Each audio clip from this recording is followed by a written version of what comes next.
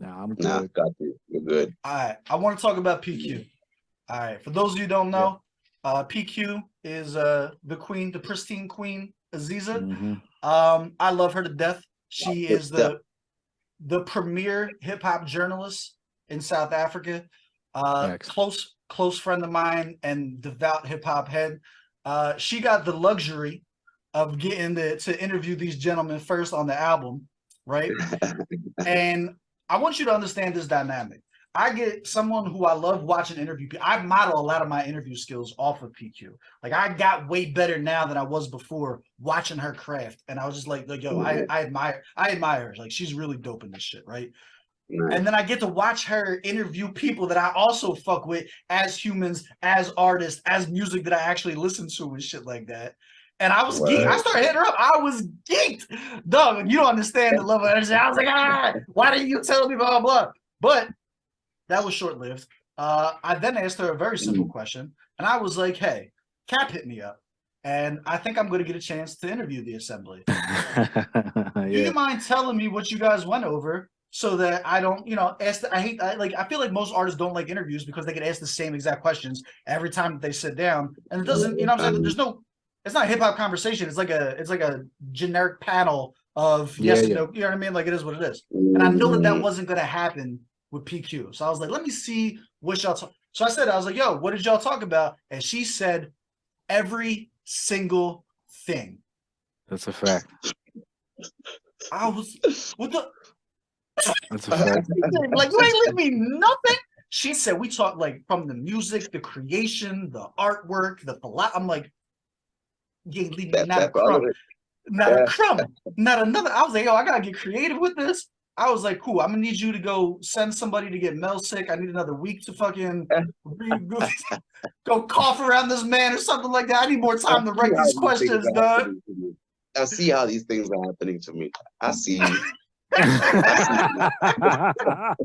The devil's in the details, baby. Oh man. What was it like?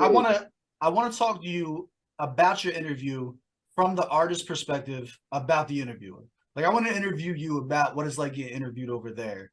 And what's the experience? What is the thought process going into an Aziza interview versus going into podcast number 104 interview? With Ozzy, man, like ready.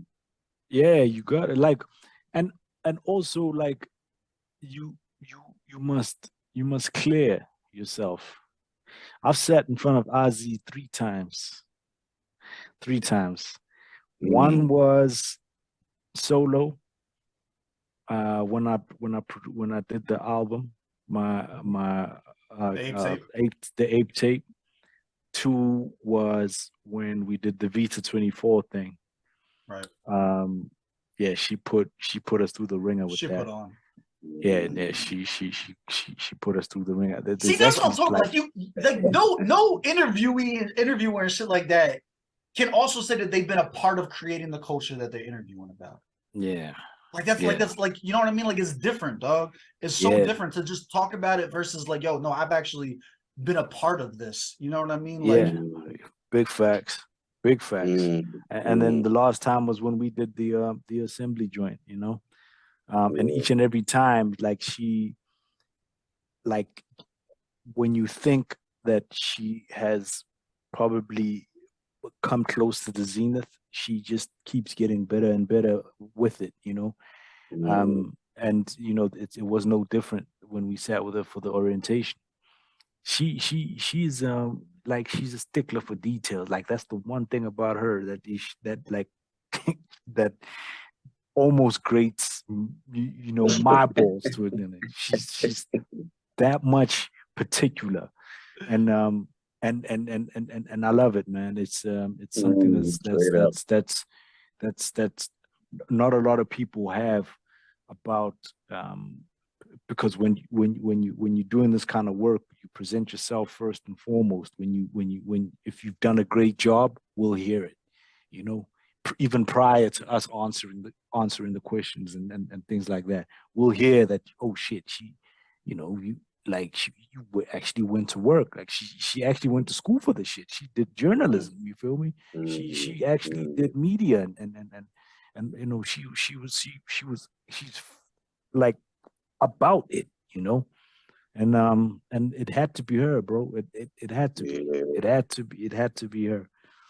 Yeah, you know what I mean? No, what do you think? Go. She's too passionate. I love it. I love it. I love it. Yeah. And Yeah. she extracts the goods. She's a good interviewer. You know what Facts. I mean? I say the same to you. You know, it's a few interviews you gotta prep for. It's a few interviews you gotta go refresh something and come into. You know, where you gotta know, okay, I'm stepping up to that radio station to talk about the project. Do I need to listen to the project again? Nah, let's just roll up, man. Let's just roll up. And you rock up and you do. And this one of those, yeah. Really, you just do great. You can't do that with YouTube, PQ included. You gotta now bump your project. You have to hit the refresh button. You gotta be ready. You know what I mean? Because she might just catch you with the left hook. And, you know what I mean? Is it more excitement or nervousness going into the interview? Hey, with her, I mean, today was excitement. I was excited to sit with you because I mean, No, I meant with the PQ John, with the PQ John. Oh, with walking into. I just look forward to them every single time now. The first one I did, I was kind of nervous, because this is a very good friend of mine who was there when we launched. She was actually the MC when I launched the project and this and that. So she was fully, capable of sinking my ship had she gone, about it the right way. So on track 3, you were crying when you were in the booth. What was what? Exactly. So I was so it was a bit of nerves. But in the second and then third, it was just like, all right, cool. The second was a little bit more somber because we were talking about, somebody who had departed and whatnot. So I knew what to kind of expect. And also there was, having to reflect on like the great moments that we had with them, but like it was very cleverly done, But it's been excitement for this orientation one, and sitting with you today was just like, fuck, man, we got, because I know we're about to like just fucking shoot the shit with Steve. It's gonna be like one of those dope fucking, and it's been so ill, man. It's been so live.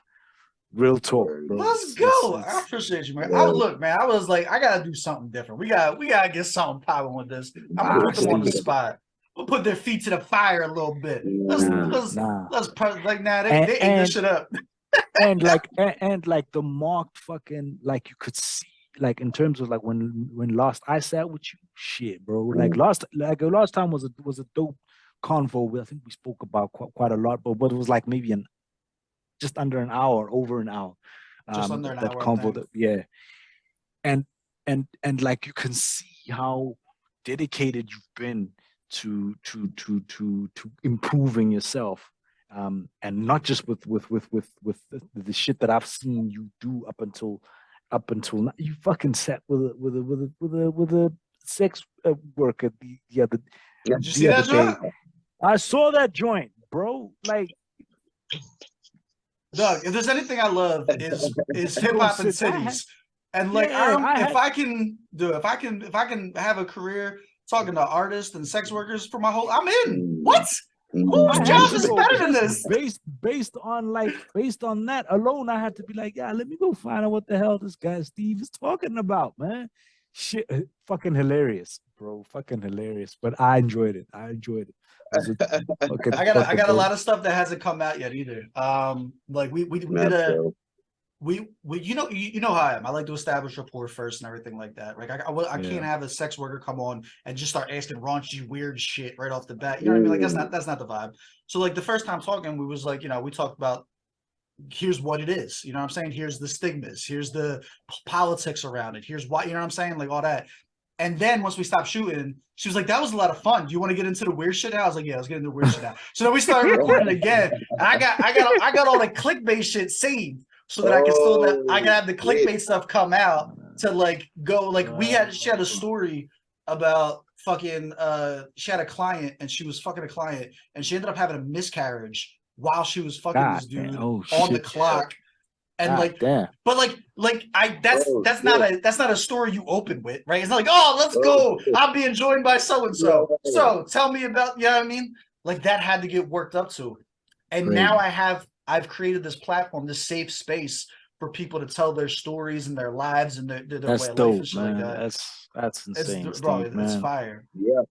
See what I mean, bro? Like it's insane where you've come from and where you're going. Like this is, man, strength to strength, bro, and more strength to you, Steve. You keep doing your thing, bro. Amen. Yes, sir. This is supposed to be about how great PQ is. See, now you got me doing the cap thing. Like I can't take compliments like that.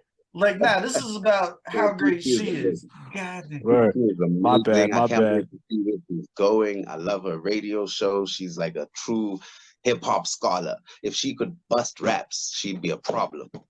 She does, but she's terrible. We tried, bro, we got her so fucked up. Her and Stoke were drinking on set for like, I think it was like the third one. We did like 2 episodes back to back, and they were drinking the whole time. Like the motherfuckers had the champagne going and going and going, right? We tried so hard to get her to just commit to doing like a freestyle segment or something like that. Wouldn't budge. I heard her little raps, man. They're trash. But I told her like, yo, she's gotta relax.